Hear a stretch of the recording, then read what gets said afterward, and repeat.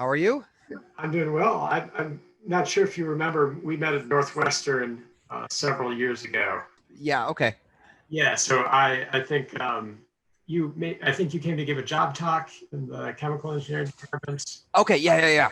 And, at the time, I was probably a second year PhD student or something like that. Okay, And I've been working on electricity markets and uh, stochastic optimization. great. So at the time, you were doing kind of a multi-scale optimization or optimizing the market participation of industrial participants and Hmm. storage and things like that. Have you continued along those lines or?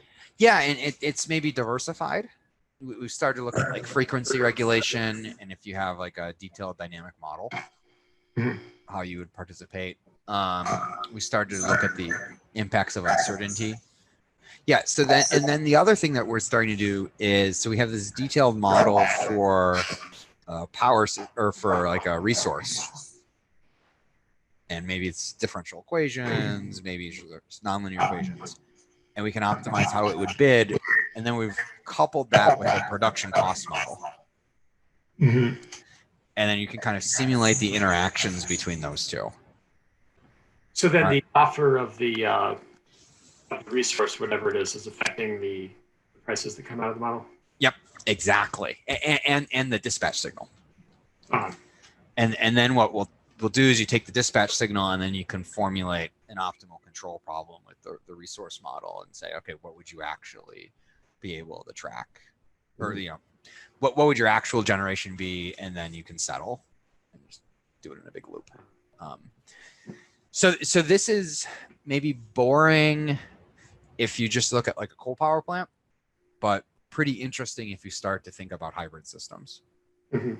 where you want, or a virtual power plant where you want to put a bunch of technologies together and have them just bid individually, or like or bid as one unit. I'm sorry. Uh-huh. Um, Yeah. Well, the other thing that I was thinking about, I think the model that I have in my head is 3 years old now, yeah. um, but I think still relates is, so the paper I just wrote is about price formation Mm-hmm. in the electricity markets and the extent to which the wholesale market operator kind of has this choice between um, just letting fully volatile energy prices signal everything or packaging it into ancillary service products. Okay. And then so the market participants have this, follower problem of, doing their co-optimization between providing energy and ancillary services and whatnot.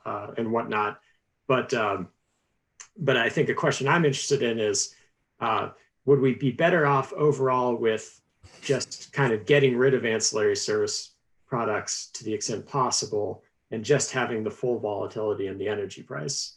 And what that would mean for the market participants in terms of the value that they're able to Okay. uh, provide to the system and at the same time extract or earn as revenue. Uh, yeah. So it kind of is the intuition behind that like the ancillary service rules are inefficient in some way.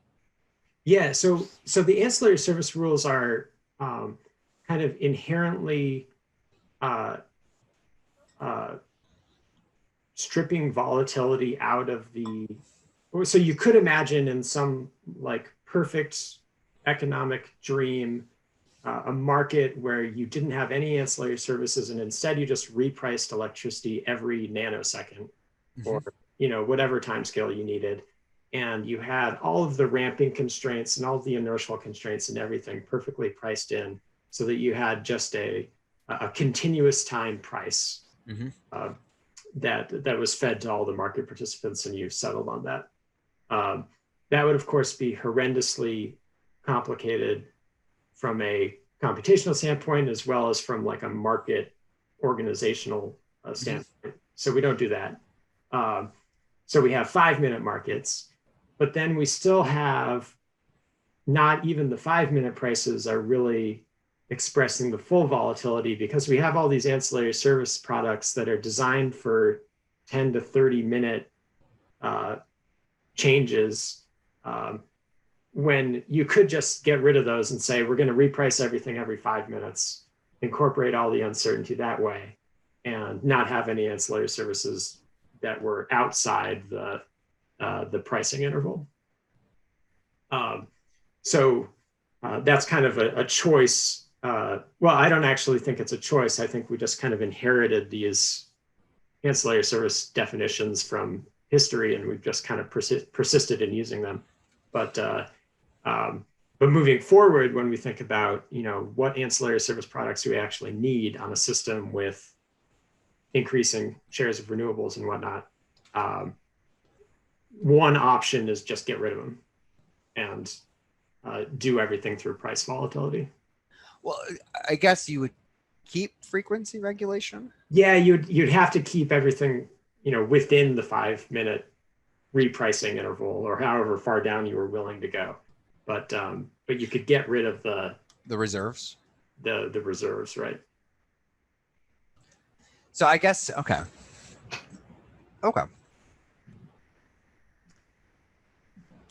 So I guess, so to interrogate this hypothesis, are there like a bunch of models you kind of put together on an idealized system, and you can make some optimality arguments, or do you attack to this computationally, or both? Yeah, this is just theory and toy example at this point, and so I think it's a big question.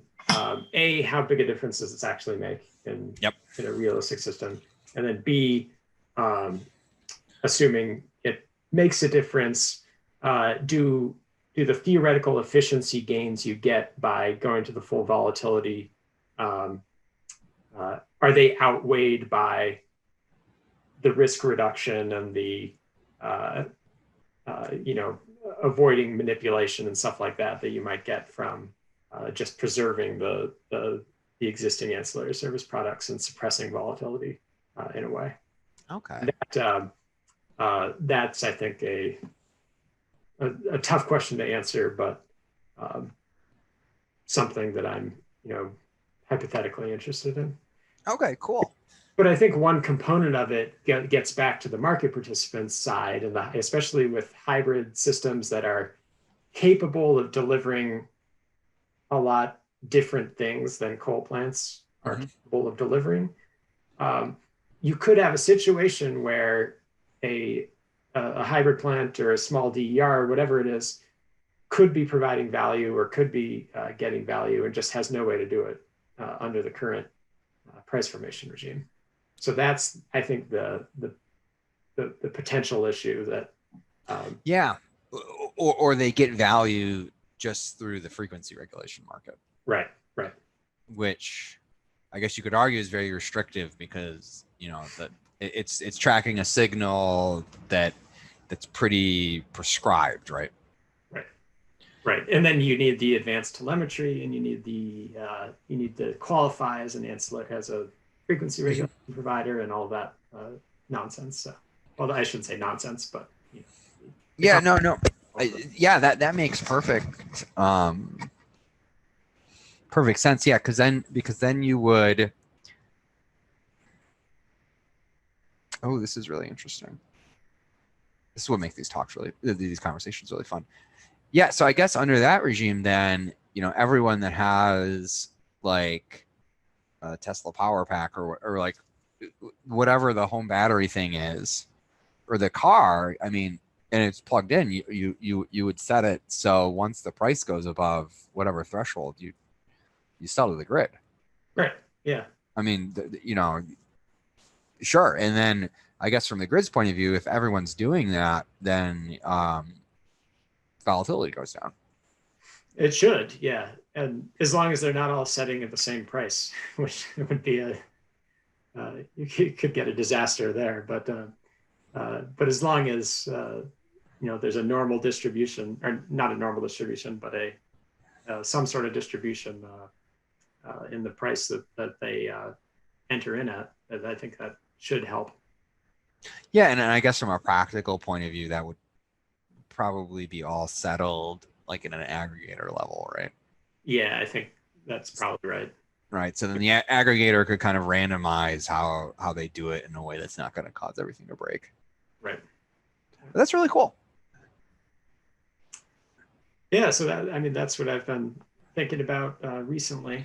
But, Yeah. When did you start? How is startup life fun? Although we're being recorded, so that's interesting. oh, I didn't realize you're being recorded. Yeah, and I don't have control over it either. It must be the systems people. Yeah, so I moved here last year, and Okay. then I would spend a year as a postdoc, and then started as an assistant professor this fall. Okay. How has that been? It's been an interesting semester for sure. Did you teach?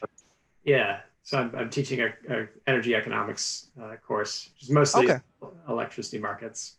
Uh, Oh, but yeah, all online, which has been interesting. and are you in civil engineering? Civil and environmental engineering. And Okay. the way that our systems engineering uh, department works is that there's no faculty who are hired into systems. It's Mm-hmm. faculty from other departments affiliate with systems. Okay. So I'm a member of the field of systems, but I'm in the civil and environmental department. So where do your graduate students come from? I just don't see that many civil engineering graduate students doing Um, hardcore optimization stuff or electric grid stuff. yeah, so I think that there's a couple answers to that. One is that um, I think that uh, there's more. So a lot of the other kind of elements of my research are more kind of large scale capacity expansion, Mm-hmm. planning, infrastructure type stuff that Okay. would be more traditionally in the civil realm. Um, but then the other thing is that Cornell has this kind of unique setup where faculty can advise students in other departments. So Okay. somebody who's more interested in optimization and getting deep into that, it might be more appropriate to be in an OR department or a systems department. But then I can still work with that student. Oh, that's really nice. Which is a pretty cool setup. Yeah. The other part of the answer to your question is I only have one student so far, so it remains to be seen where my students will come from. I remember those days. Yeah. So you're in year like 3 or 4. I just started year 4. Okay. And what are you teaching? That's a great question. So our department has a sophomore required computing numerical method statistics class. So I'll teach that. I've taught a senior class that we've since sunset. So I guess I'll never teach that again. And yay, curriculum revisions. Right. And then I teach a graduate optimization class. Mm-hmm. And does Notre Dame have an OR IE department? Or okay, so it's you are the optimization department, or is it are there other people? Kind of. I'm probably the closest person to OR, which is scary. I mean, I could talk to an OR person, but I would not claim to be an OR person. Mm-hmm. Yeah, so there's a couple younger faculty or like by younger faculty, I mean assistant professors. Mm-hmm. My age faculty in our age faculty in mechanical engineering that do either optimal control for robotics or maybe optimization for like CFD stuff. But that's a little bit of a different language than like someone who does integer programming. Right. Yeah. I would say I'm not like an integer programmer. I can formulate integer programming problems and I can solve them with Gurobi or whatever, but I would not say I'm an integer programming theory guy. Uh-huh. Now, there's a reasonable sized group of people that are interested in uncertainty quantification. Mm-hmm. So I'm dabbling a lot more in that because that's the classes my students can take. Mm-hmm. Yeah. So I'm curious. So with the electricity market stuff, I always like to ask, uh, where do you try to publish stuff that's about electricity markets? Yeah, that's a really good question. So probably like energy or applied energy, and then or I do them in chemical engineering journals. But again, that's um, colored by who are going to write my tenure letters, Hmm. because Which, those are going to be other chemical engineers. right. And there's a couple journals in our community that they'll read, and like energy and applied energy and things like that. Those are also becoming popular. Those have good impact factors. They will read those, right? They're not going to read an obscure economics. Like you kind of got to color within the lines in the beginning. Hmm. Um, I mean, yeah, I'm I'm really like I'm really curious about things like market design, but I don't have that much of the market rules background. Yeah, yeah.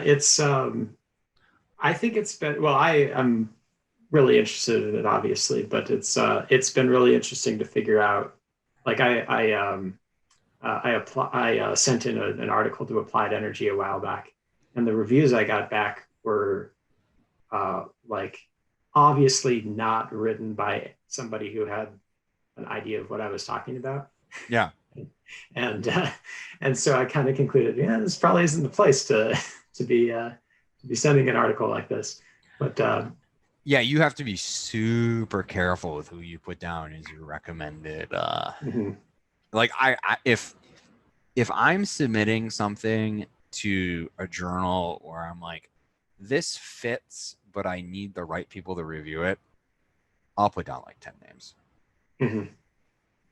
Because I just know that like there's going to be a point where the associate editor gets frustrated with people saying no, and they will turn to my list and they will ask my, well, maybe not friends, but people who will give me a fair shake. Uh-huh. Or yeah, people who will criticize me for the right reasons. Yeah. Um, and I have found that that has been moderately effective. Mhm. Yeah. So one of the cool things um, that I've been working on. So we have this like process, the process centric view of market participation, and we have kind of tools that are in Pyomo Mhm. to formulate those problems, and then we've coupled them with Prescient, which is open source production cost model that out of Sandia and from others that's also in Pyomo. So we have this ability to kind of model and optimize strategic behavior from like a resource specific side, and then couple that with the grid side. Mhm. Um, so yeah, we're just starting to play with like what are the crazy things that happen when you couple those two together, and you can kind of run controlled experiments. Um, Yeah, yeah. and that's all DOE funded, so they're much more curious about like how do you design the energy systems, and how would they interact with the grid, and less on the market design side. Well, but interestingly, as you were saying that, the market design question there is, so you have this complicated problem of translating the physical constraints and the Mm-hmm. physical problem into an offer price in each Mm-hmm. minute, which is a sequential decision problem where you're submitting an offer or a bid price, really, um, and potentially 10 bid quantity Mm-hmm. pairs Mm-hmm. in each 5 minute period as a sequential problem. Mm-hmm. Um, the market design question to me is, would it make your task easier if you could, in some sense, just um, translate the physical constraints in your system into a convex set and send it to the market and have that included in the SCED, and Yeah. uh, and if so, what's the value in that? And can we just get the RTOs to do that for the biggest industrial processes and the biggest hybrid, aggregation, Mm-hmm. and have that as an alternate approach. Yep. So I think it'd be really interesting to, compare those two participation models and say, this is going to get you X million dollars a year if you can implement these kind of flexible sets for this type of market participant. Yeah, exactly. And we're putting together all these tools. We collaborate with the Sandia folks, but they're all open source, which means, outside that project, coming through and asking those questions is like perfectly fine / encouraged, I guess.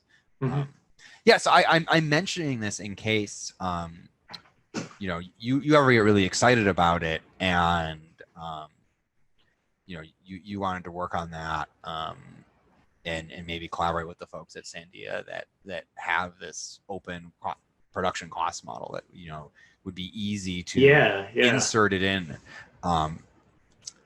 And I don't want to speak for my collaborators, but like they have had PhD interns, right? And that's like a perfect. Yeah, definitely. To me, this starts to sound like a perfect PhD intern project, and like I could in my mind formulate, all right, you have a detailed physics for your system. How do you create a convex hole approximation that you send over the market problem? I don't know that much about the market problem to carefully insert that. I mean, I could probably figure it out, but like, maybe that would take 3 years. Like, right. Yeah, it wouldn't take me 3 years. Right. And those are the types of questions that 5 years from now I'd love to like really make headway on. Is go beyond a toy example. Like, here's an actual model for a really complicated process that would be considered state of the art. Here is a production cost simulator that's actually pretty close to what an ISO uses. The test data sets that we use is this RTS GMLC test data set, which is not close to something real, but that's, the real stuff is critical infrastructure data. So you actually don't want to use that. This is like like a 96 node network. Yeah. I know that one, I think. But then, actually asking those questions like, all right, like you have some theory that suggests this is, these are good ideas, but like, how do they actually play out in like a controlled experiment? Yeah, for sure. Yeah. Because I don't know of anyone who's really done that. Like, there are a lot of good academic papers, right? But actually said like, here are models with the correct complexity in them. Yeah, I completely agree. I think that I've been kind of writing these toy model theory papers and wanting to go in this direction of, can I actually get an empirical counterpart to this? So would definitely be interested in pursuing. So is this what your first so I have the paper pulled up in front of me that you sent. Is that kind of the thing that your first PhD student's going to work on? No, actually. So I got a grant from. Oh, good. Yeah. The first one feels great. Yeah. And the best thing is I was co-PI, so I didn't do the bulk of the work, and I still got the money. But it's more on this kind of capacity expansion under uncertainty and risk type of question. I think that I'm going to try to build out the modeling for that project in such a way that it's also useful for the short-term price formation type of work. Okay. Because as you would expect, there's kind of overlap in all the ideas that I want to write grants on. So I think it will feed into this line of work as well, but it's not the main focus. Cool. So was that with another person at Cornell? No, actually, a person at Michigan who previously was at NREL, Michael Craig, Okay. who's so he finished his PhD probably 2 or 3 years ago at from Carnegie Mellon, actually, but in the engineering and public policy, Mm-hmm. and then spent some time at NREL, and now he's at Michigan. Okay. Cool. Yeah, Michigan's my undergraduate alma mater. Oh yeah, and so the reverse of your academic path, I guess, went CMU to Michigan. Yeah. I guess Right. some weird combination. And you were at Wisconsin, right? I was at Wisconsin for my master's degree. Yeah. Okay. Cool. I was there for a postdoc. Right with Victor. Yeah, with Victor. Yeah. Mhm. It's all related, right? We all know each other somehow. Yeah, that sounds okay. Great seeing you again. Yes, this was fun. And, yeah, glad to learn about Sandia and what you're doing, and definitely gonna try to figure out what to do about this convex approximation and stuff like that. Yeah, no, that'd be fun. Yeah. And feel free to suggest me as a reviewer next time you submit to Applied Energy. Excellent. Awesome. All right. All right. Have a Bye. good week.